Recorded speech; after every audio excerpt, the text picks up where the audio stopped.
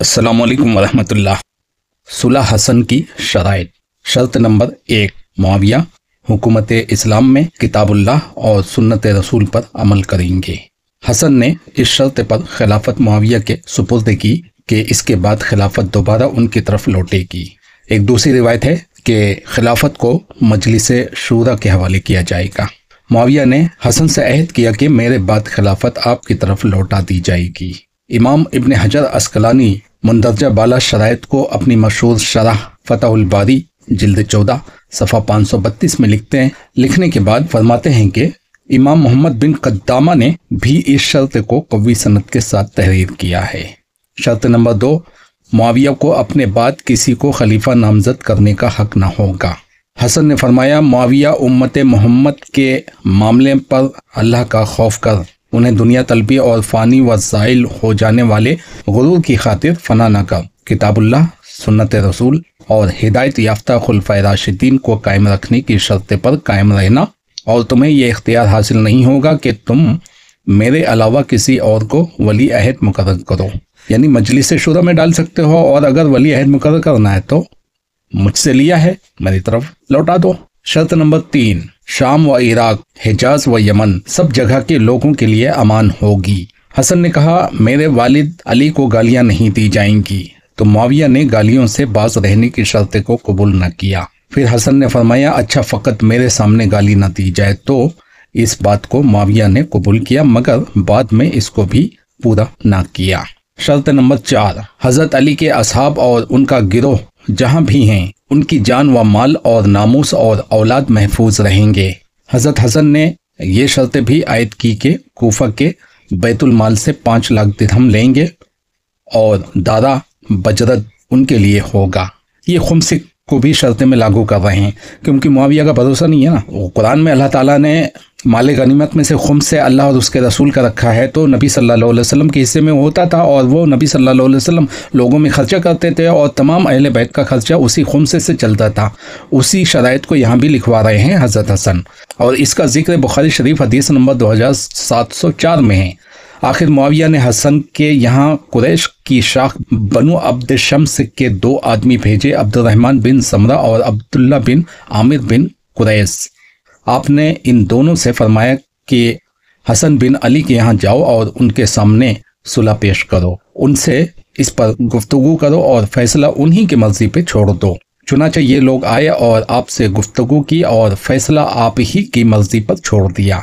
हसन बिन अली ने फरमाया, हम बनु अब्दुल मुत्तलिब की औलाद हैं। बुखारी की हदीस है, सुनना। इसे भी नाज़बी लोग उछालते हैं और इसका गलत मफ़हूम पेश करते हैं। हज़रत हसन कहने लगे, हम बनु अब्दुल मुत्तलिब की औलाद हैं और हमको खिलाफत की वजह से रुपया पैसा खर्च करने की आदत हो गई है। गुलछर्रे उड़ाने के लिए नहीं, लोगों में तकसीम करने की आदत हो गई है, सदका वगैरह। कहते हैं गुलछर्रे उड़ाने के लिए मांग रहे थे, अस्तग़फिरुल्लाह। खिलाफत की वजह से रुपया पैसा खर्च करने की आदत हो गई है, और हमारे साथ ये लोग जो हैं ये खून खराबा करने में ताक हैं। यानी ये जो हमारे फौजी हैं ना, ये खून खराबा से बाज नहीं आते हैं। ये सुलह के टाइम की बात हो रही है, मुआहदा हो रहा है। यानी इतना इतना मुझे पैसा चाहिए खुम्से में से, अगर राजी हो तो ठीक है। क्यों? क्योंकि हमारे खर्चे भी ज़्यादा हैं, और ये जो हमारे फौजी हैं इनको भी हमें देना पड़ता है। बगैर रुपया पैसा दिए मानने वाले नहीं हैं ये। वो कहने लगे, मुआविया आपको इतना इतना रुपया देने पर राजी हैं और आपसे सुलह चाहते हैं। फैसला आपकी मर्जी पर छोड़ा है और आपसे पूछा है। हसन ने फरमाया कि इसकी जिम्मेदारी कौन लेगा? उन दोनों कासिदों ने कहा कि हम इसके जिम्मेदार हैं। हसन ने जिस चीज़ के मुतालिक भी पूछा तो उन्होंने यही कहा कि हम इसके जिम्मेदार हैं। आखिर आपने सुलह कर ली। बुखारी शरीफ 2704। नंबर 5, मुआविया हसन बिन अली और उनके भाई हुसैन इब्ने अली और ख़ानदान रसूल से किसी को भी कोई नुकसान पहुँचाने या हलाक करने की कोशिश न करेंगे, न खुफिया तौर पर और न एलानिया, और उनमें से किसी को किसी जगह धमकाया और डराया नहीं जाएगा। ये शर्त हैं। शर्त नंबर 6, हज़रत अली की शान में कलमात नाज़ेबा जो अब तक मस्जिद जामे और कुनूत नमाज में इस्तेमाल हो रहे थे वो तर्क कर दिए जाएं। आखिरी शर्त की मंजूरी में मुआविया को उज़्र हुआ तो ये तय पाया कि कम अज कम जिस वक्त हम वहाँ मौजूद हों उस जगह ऐसा न किया जाए। ये मुआहदा 25 रबीउल अव्वल को कूफा के करीब मुकाम अंबार में फरीकैन का इजमा हुआ और सुलहनामा पर दोनों के दस्तखत हुए और गवाहियां सबत हुईं।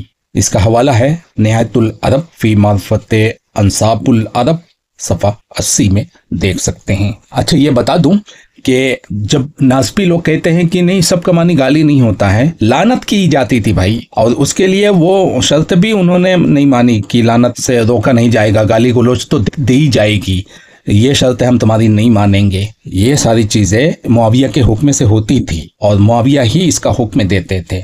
आगे और भी शवाहिद मिलेंगे इसके, बताता हूं मैं। इसके बाद मुआविया ने अपने लिए आम बैत का ऐलान कर दिया और उस साल का नाम सुन्नतुल जमात रखा और हजरत हसन को खुतबा देने पर मजबूर किया। हसन मिंबर पर तशरीफ ले गए और इरशाद फरमाया, ऐ लोगों, अल्लाह ताला ने हम में से अव्वल के जरिए से तुम्हारी हिदायत की और आखिर के जरिए से तुम्हें खुरेजी से बचाया। मुआविया ने इस अम्र में मुझसे झगड़ा किया जिसका मैं उससे ज्यादा मुस्तहिक हूँ, लेकिन मैंने लोगों की खुरेजी की निस्बत इस अम्र को तर्क कर देना बेहतर समझा। तुम रंज और मलाल न करो। मैंने हुकूमत उसके नाअहल को दे दी और उसके हक को जाए ना हक पर रखा। मेरी नियत इस मामले में सिर्फ उम्मत की भलाई है। यहाँ तक फरमाने पाए थे कि मुआविया ने कहा, बस करो हजरत, ज्यादा फरमाने की जरूरत नहीं है। तारीख खमीस जिल्द 2 सफ़ा 325। तकमील सुलह के बाद हसन ने सब्र इस्तिकलाल और नफ्स की बुलंदी के साथ इन तमाम नाखुशगवार हालात को बर्दाश्त किया और मुआहिदा पर सख्ती के साथ कायम रहे।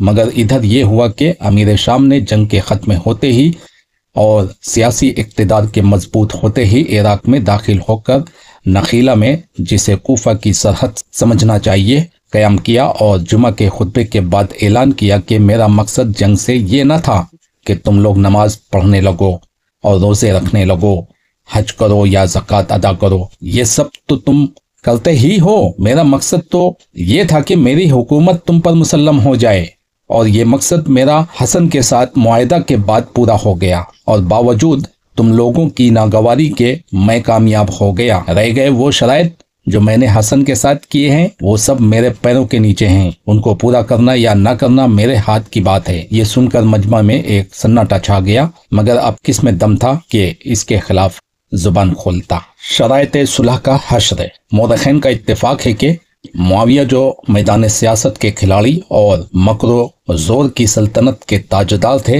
हसन से वादा और मुआहिदा के बाद ही सबसे मुकर गए।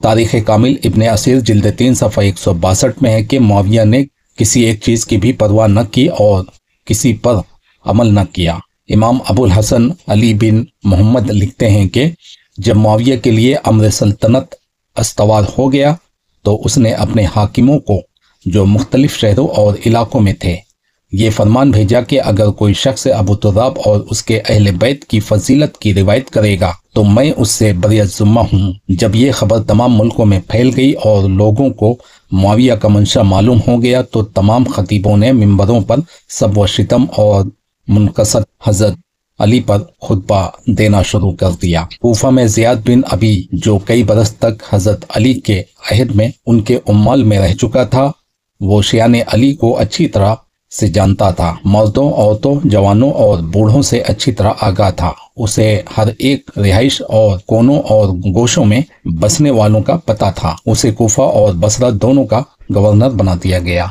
किसने बनाया? ज़ियाद बिन अबी को कूफा का गवर्नर मुआविया ने बनाया था। हराम की औलाद थी, अबू सुफियान की हराम की औलाद, अबिया के पेट से पैदा हुआ था। सुफियान ने जिनाकारी की थी। बाद में मुआविया ने अपना भाई बना लिया, जो सुन्नत की खिलाफ वर्जी थी, और मुआहिदा तोड़ने वाले को नबी सल्लल्लाहु अलैहि वसल्लम ने मुनाफिक कहा है। तो उसकी जुल्म की ये हालत थी कि शियाने अली को कत्ल करना और बाजों की आंखों को फोड़ देना और बाजों के हाथ पांव कटवा देना। इस जुल्म अजीम से सैकड़ों तबाह हो गए, हजारों जंगलों और पहाड़ों में जा छुपे। बसरा में 8000 आदमियों का कत्ले वाक़ हुआ, जिनमें 42 हाफिज और कारी कुरान थे। उन पर मोहब्बत अली का जुर्म आयद किया गया। हुक्म यह था कि अली के बजाय उस्मान के फजाइल बयान किए जाएं, और अली के फजाइल के मुतालिक ये फरमान था कि एक एक फजीलत के इवज 10 मुनक़सद व मजम्मत तसनीफ की जाएं।